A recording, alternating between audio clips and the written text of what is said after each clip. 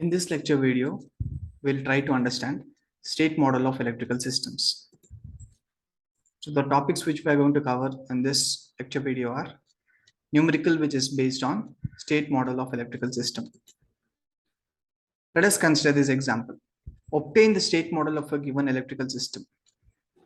This particular electrical circuit which they have given to us consists of a resistor, inductor, and capacitor. So we have an inductor and capacitor which are energy storing elements. Hence, the state variables which we have to consider should be with respect to these two elements. The two state variables which we consider is current flowing through the inductor and voltage with respect to the capacitor, voltage across the capacitor. So let us consider I of t, which is the current flowing through the circuit, as one of the variable which I'm choosing as x1 of t. And let us consider V naught of t, which is the output which is extracted across the capacitor. Let us consider that as second state variable x2 of t. And we also have an input which is given to our circuit Vi of t. So let us consider u of t, which is the input, is Vi of t, which is nothing but the input variable. Now let us apply KVL to this particular electrical circuit. So always when we are trying to apply KVL, first we need to write the sign convention. Sign notations have to be written. The current here is flowing in clockwise direction, which is already given in the problem. So if the current is flowing in clockwise direction, definitely this terminal should be positive, this terminal should be negative, because the conventional current always flows from higher potential to lower potential, higher voltage to lower voltage. Hence, this terminal of Vi should be positive, this terminal will be negative. The terminal of the element where current is entering is always taken as positive. The terminal of the element where current is leaving is always taken as negative. Similarly, I'll repeat once more. The terminal of the element where current is entering is always taken as positive, and the terminal of the element where current is leaving is always taken as negative. So based on that, we have written the sign convention. So after writing the sign convention, we'll just apply Kirchhoff's voltage law to the loop. Negative to positive. When we analyze the circuit in clockwise direction, negative to positive, there is a rise in potential. Rise in potential should always be considered as positive. So Vi of t is positive. Next, positive to negative, there is a drop in potential. Drop in potential should be taken as negative. Negative R into I of t. The current flowing through that resistor is I of t. Again, positive to negative. When we are analyzing in clockwise direction, positive comes first, then comes negative.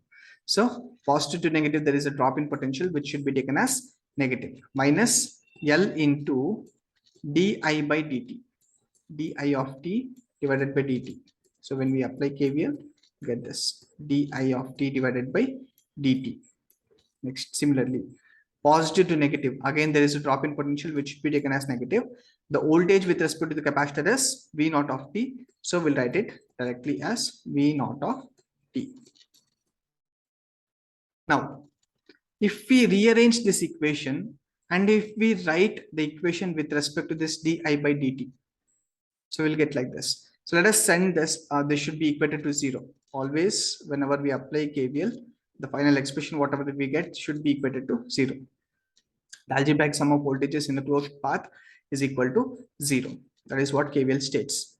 Now, what we do is we'll send this L into di by dt minus L into di by dt towards the right hand side.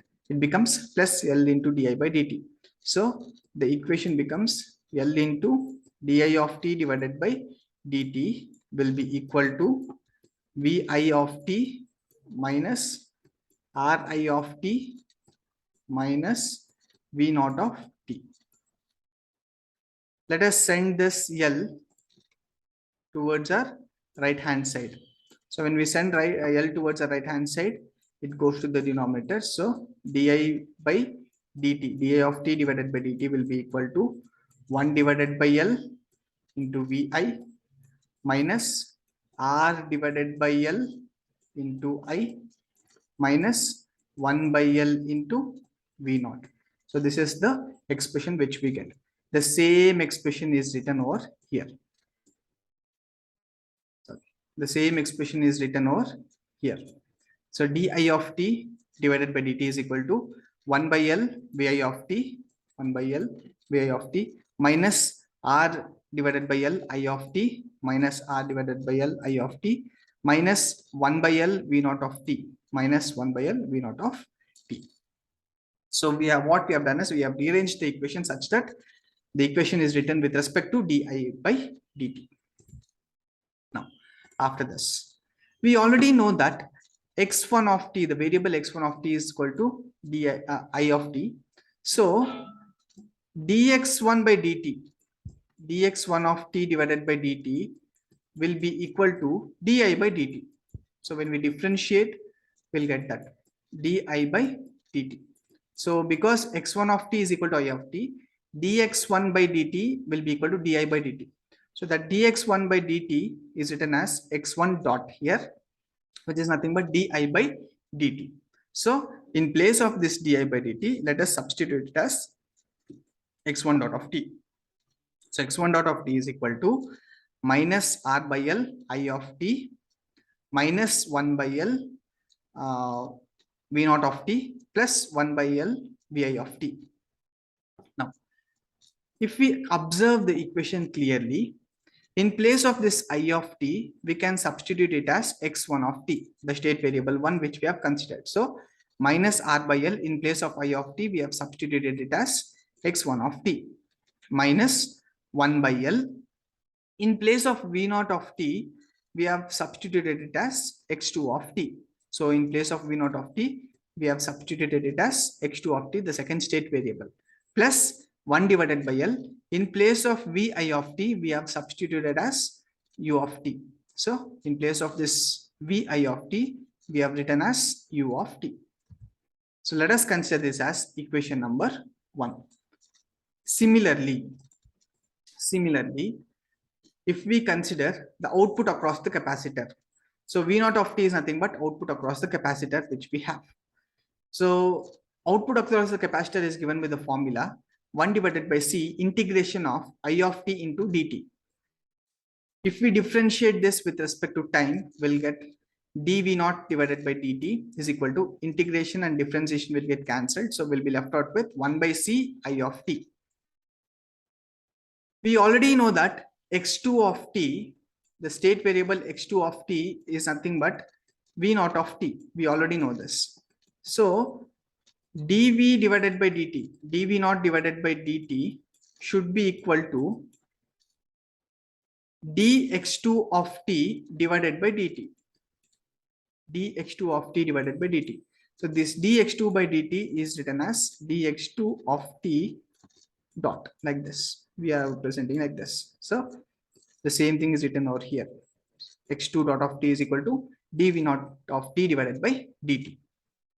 So the equation becomes x2 dot of t is equal to integration of x2 with respect to time is equal to 1 by C into, in place of I of t, we already know that x1 of t, the state variable 1 x1 of t is nothing but I of t which we had considered. So in place of I of t, I am substituting as x1 of t. So in place of I of t, I am substituting it as x1 of t. So this is our second equation. Now, the two equations which we have got is x1 dx1 by dt is equal to minus r by l x1 of t minus 1 by l x2 of t plus 1 by l u of t. dx2 by dt equals 1 by c x1 of t. So these are the two equations which we have got. So when we are writing the state model, we have to remember this formula. dx by dt is equal to ax of t plus bu of t, where x of t is nothing but the state variables which we have considered. U of t is the input variable. A and B are nothing but the matrices associated with those two variables which we have considered. Now, in place of x dot of t, that is dx by dt, we have two state variables here. x1 dot of t, x2 dot of t. dx1 by, that is dx1 by dt, dx2 by dt. So dx1 by dt, dx2 by dt will be equal to, in place of this x of t, we have two state variables. x1 of t is one state variable, x2 of t is one more state variable. x1 of t indicates current, x2 of t indicates voltage across the capacitor. So we have two state variables, x1 of t, x2 of t. So with respect to this, let us write the equation.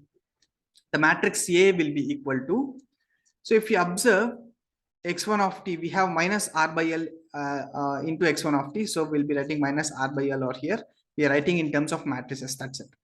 In place of x2 of t, we have minus 1 by l. So minus 1 by l will be written as an element, as this particular element in our matrix. Similarly, if we see the second equation, in the second equation, we have x1 of t, and the value associated with that is 1 by c. So 1 by c is a value which we'll be writing here in this particular element of the matrix. And we don't have any x2 of t element in our second equation, so that will be equated to 0. So we don't have any element there. So this corresponds to matrix A plus B u of t. U of t indicates the input variable. So u of t.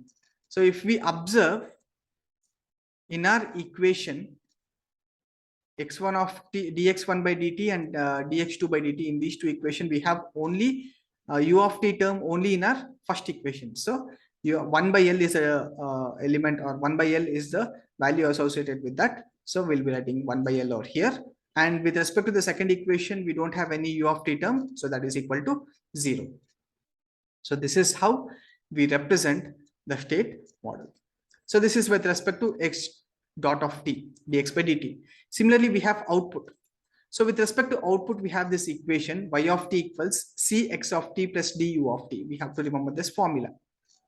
So we already know the output variable y of t is voltage across a capacitor v naught of t, and the voltage across a capacitor is already considered as the variable 2 x2 of t.